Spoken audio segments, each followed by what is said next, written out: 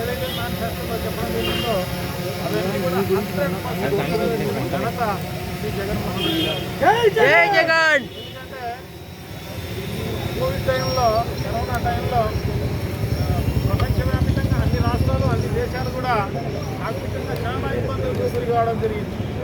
So అటువంటి పరిస్థితుల్లో కూడా ఆయనైతే ఏదైతే చెప్పడం జరిగిందో అన్నీ కూడా అందించిన ఘనత శ్రీ జగన్మోహన్ రెడ్డి గారు. సో తప్పకుండా ఒక మంచి ముఖ్యమంత్రిగా ఈ 19 నెలల కాలంలో చేసిన ఘనత ఆయన. ఇచ్చిన హామీల్లో భాగంగా ఇప్పటికే నవరత్న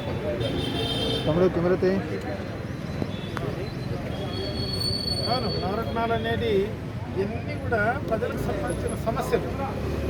ఆయన ఎందుకంటే సుదీర్ఘ పాదయాత్ర చేయడం జరిగింది. పాదయాత్రలో వచ్చిన సమస్యలన్నింటినీ కూడా క్రోడీకరించి 9 నవరత్నాల హామీలతోటి ఆయన ప్రజలను మెప్పించడం జరిగింది. సో దాంతో అధికారంలోకి రావడం జరిగింది. ఆ నమ్మకాన్ని ఒప్పు చేయకుండా మన జగన్మోహన్ రెడ్డి గారు అన్నీ కూడా 100% నెరవేర్చిన ఘనత.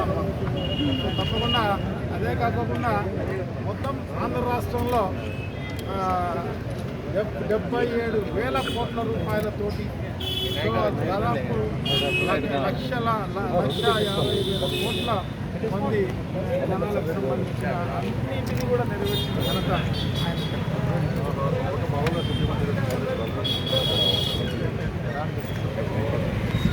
తప్పకుండా తండ్రికి మించిన తనయుడు ఉన్నట్లే అది కూడా ఒక చరిత్ర. తండ్రి కొడుకు కూడా ఇప్పుడు కూడా ముఖ్యమంత్రి అయిన పరిస్థితి